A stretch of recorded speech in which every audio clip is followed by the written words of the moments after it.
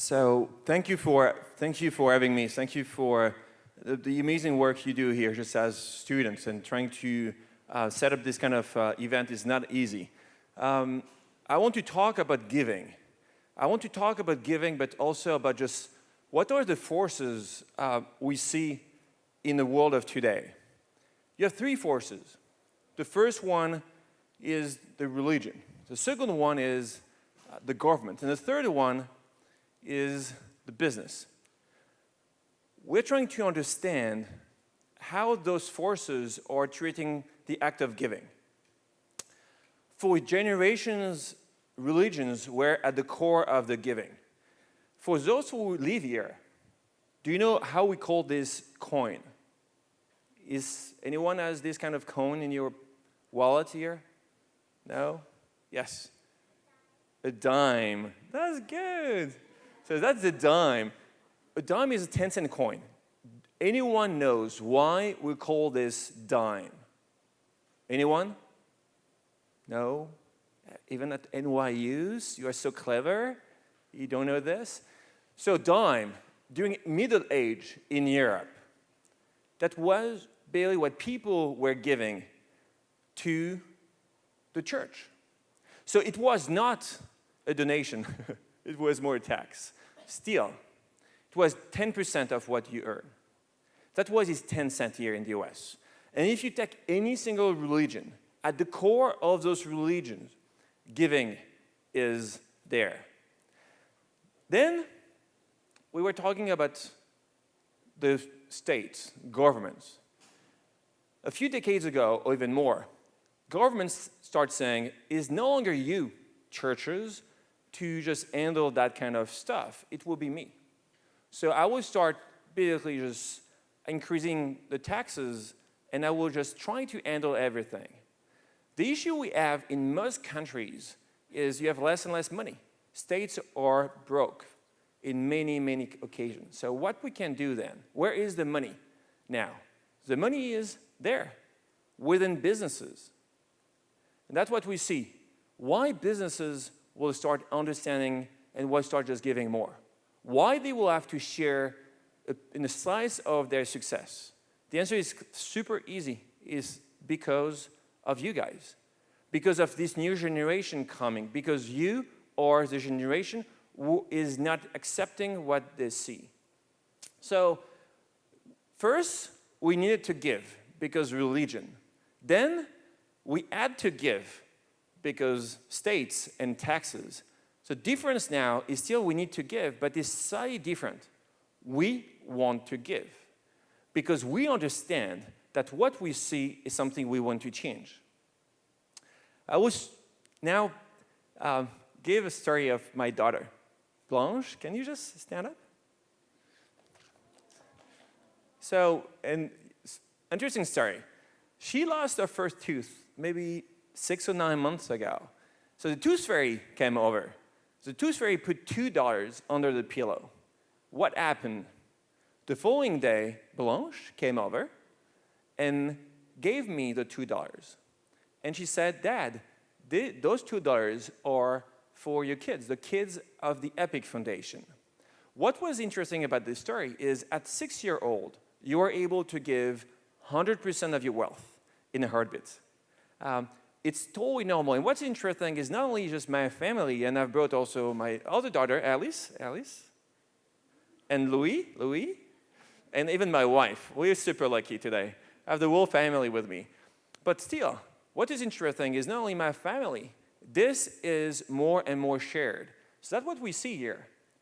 You know, we were talking just before about Stanford in California. 20% of the students there, of the undergrads, they want to work in the social sector. 50% of them will want to work and become entrepreneurs, but 20% of them want to work in the social sector. It's interesting, this other number. And this number is true here at NYU as well. This number is true everywhere. Everywhere where we have students who cannot accept, students who want to stand up, students who want to do more. That's what we see now. Another number, interesting number, 80% of you guys of your generation of millennials, of generation Y and Z, including my kids, you want to work for organizations that have a real purpose. And that's totally different. Because maybe we don't know this, but my generation and the older generations before yours, we were the me generation. The me generation was all about me, about just the size of my office. It was all about just if I can have a business car, a corporate car. You are different. You are the we generation. Everything you want is to share what you have. Everything you want is to share your success. Everything you want is to have an impact. So that's a new currency. It is no longer the dollars, the pound, the euro. The new currency is purpose, because that's what we are looking after. We want a purpose in everything we do. And what's interesting when we have this conversation with business leaders, 50% of the global workforce will be a millennial in 3 years from now. So what does it mean? It means that if those business leaders don't understand this, you will stop working for them. You will stop sending your resume. You will stop buying their product. I'll give you one example, and I will try to do some interaction with you. I think it's late during the day, so you need to be waking up. Can you just raise your hand, who here who owns an iPhone? Can you just? Oh, yes, almost everyone. Anyone knows the profit that Apple did last year? How much money, profit-wise? Anyone knows? How many billions do you think? Anyone? 65 billions. Pretty good, no? Do you think that they are paying their taxes? No. Do you think it's normal? Anyone think it's normal? So what's interesting is 5 or 10 years ago, people were okay. Oh, nice design, great product. And we're okay. Your generation is not okay with this. Because it's fine that you can make profit. It's fine that you are successful. It's more than fine. I think everyone here is looking for this, to reach that kind of success. The main difference is be successful, but share a slice of that success.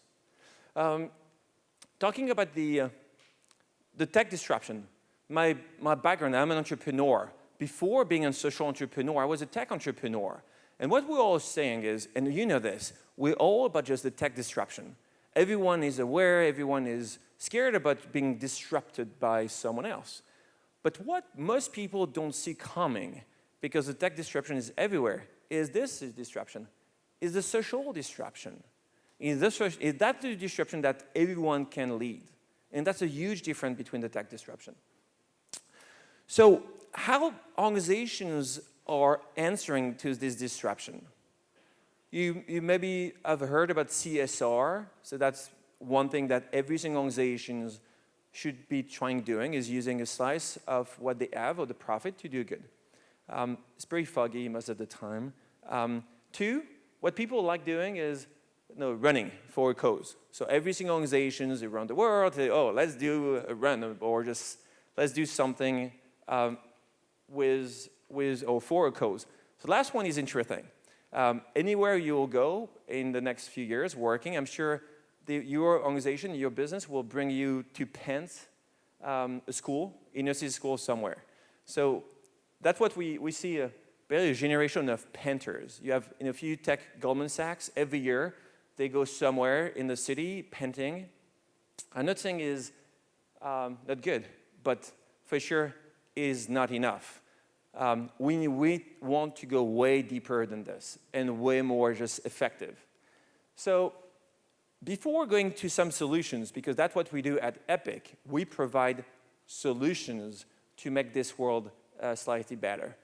First, let's talk about the business leaders, because the day after tomorrow, but maybe in question before, who want to become entrepreneur here? Anyone? Yes? Okay. Oh, Blanche, you want to become entrepreneur? Is there? Okay. So, but if you are not entrepreneur, guessing you want to become entrepreneur. If you don't want to become entrepreneur, you will have to work for someone. And then you have 3 types of business leaders. The first one, they are what we call the social good activists. The people will do good not because they're forced to, but because they understand it's important. I think the one we can easily just name is Bill Gates. At the opposite of the spectrum, do you remember this guy? The Uncle Scrooge, like we call him here. The Uncle Scrooge, we don't want him having dinner with us. We don't want to be friends with him. Because this guy, he only wants to get more. And more will be never enough for them. And the last is that's what is interesting. That's what the world is changing now. Us, you, me, we are pragmatic. So we'll be doing something different because we understand is better for us, for our employees, for our clients, or for our family. And that's a vast majority of people. So back to what are the solutions? We see three types of solutions where we can embed giving. What we want to do at Epic is super clear. We want to make giving the norm. We want to make everyone gives every day. First, the payroll giving. So soon, you will receive a paycheck, and you will see what you can do at a time. The second one is the transactional giving, and the third one are what we call the sharing pledge. Let's start with the payroll giving. The payroll giving, when you will receive your paycheck, maybe for some of you ever received some, it's never rendered at the end. It is never 0-0. The system is so well done that it's always 25 cents, 65 cents after the dot. So what we do, we go after businesses and we ask them, can you ask your employees to give away what is after the dot? So it's tiny number every time, tiny number.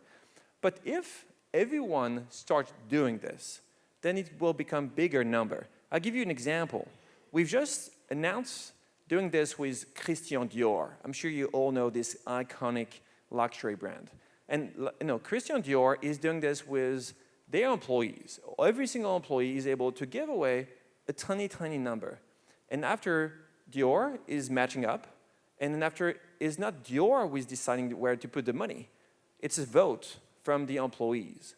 So as you can imagine, my goal when we do this, when we say that giving will become the norm, is my kids here in 10 years from now, when they will receive their first paycheck, they will get this and they will say, oh, for sure, I will do this. And then when I will tell them that 10 years ago, 15 years ago, it didn't exist, it will say, really? It didn't exist? Why? Because it's so easy.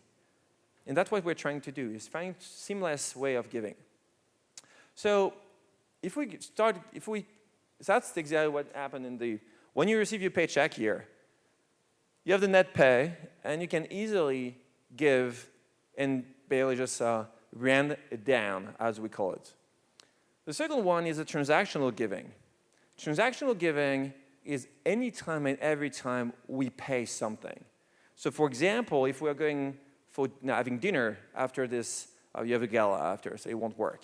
But tomorrow, if you go anywhere having lunch, if you go to the theater, if you use your debit or credit card, the goal is you should be able to have the option to rent it up. So for example, with Kexin, we go to the theater tomorrow and we go watching a movie. Which movie you want to watch is okay, I will go with you.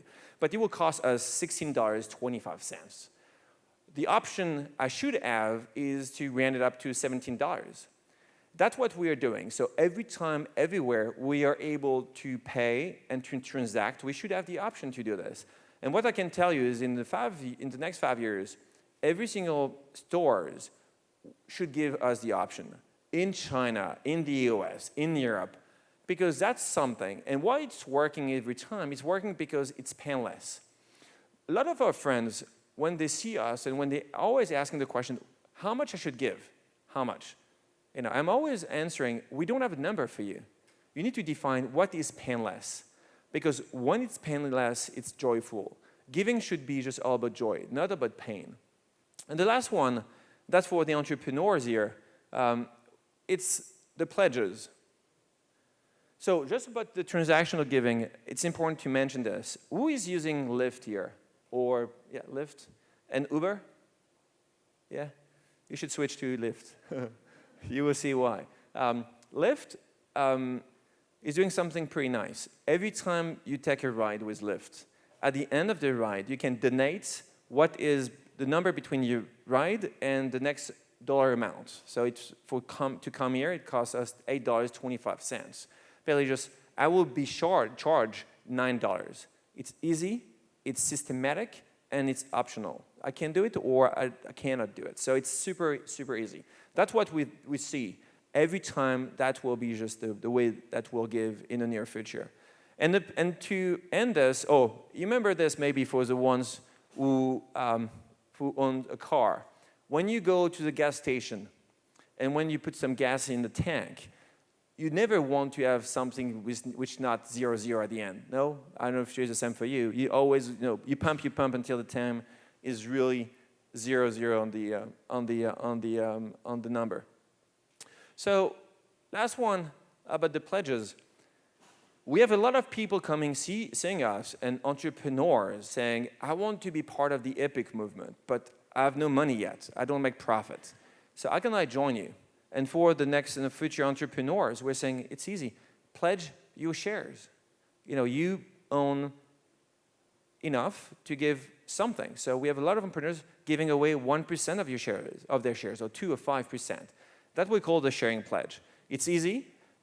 Investors can do this. Entrepreneurs can do this. Business leaders can do this. So it's sharing not just something in the future, but something that will maybe value something soon. So that's what we do is the pledges. So as you can see here, the point is, and why it's working and why EPIC is successful is because giving today has to be painless, has to be systematic, and has to be optional.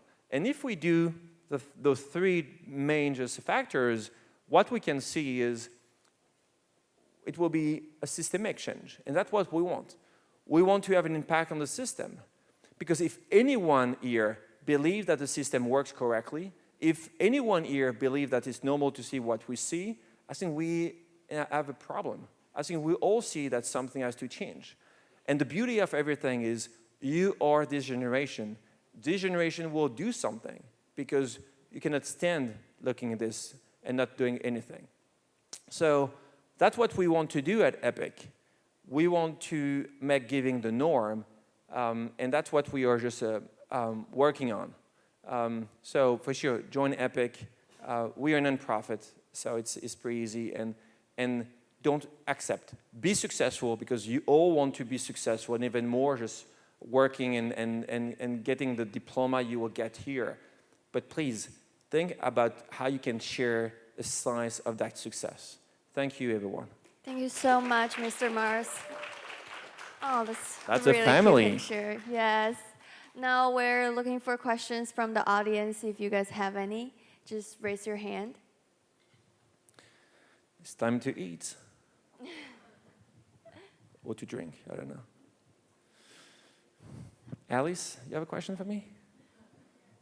Yeah, go. Yeah. No?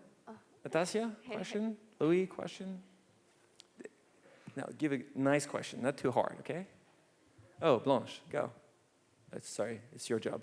So, oh, no. Go. You can pick the audience too. Anyone? Blanche? Sorry?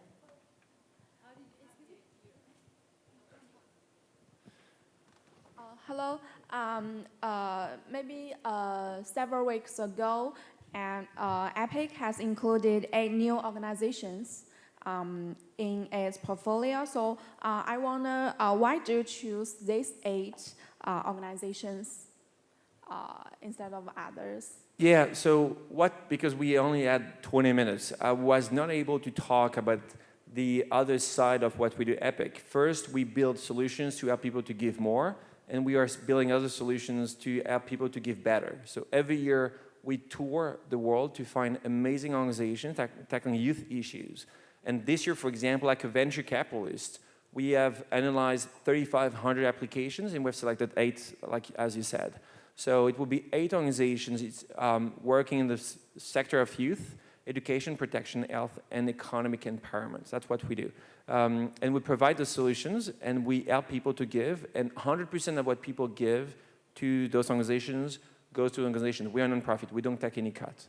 So, I think I don't have time, or I would need 2 hours to go after just details after details of those amazing social entrepreneurs and social organizations.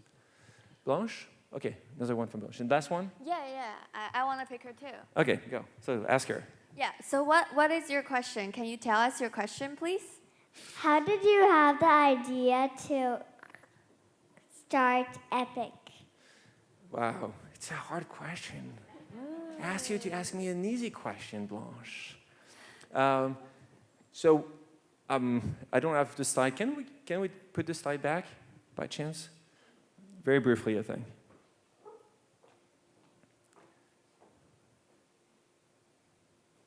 Work. Sorry.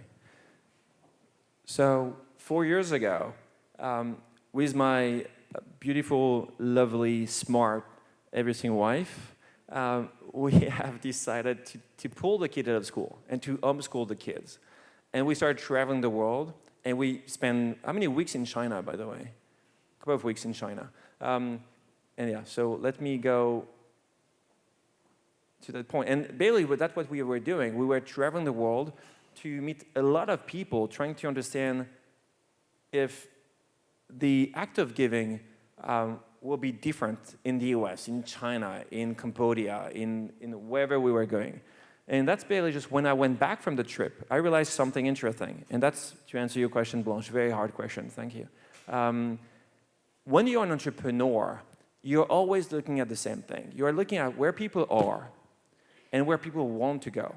And if I'm asking 2 questions to you guys to end this session. First question, can you raise your hand if you have given money last year to any organizations? Can you raise your hand?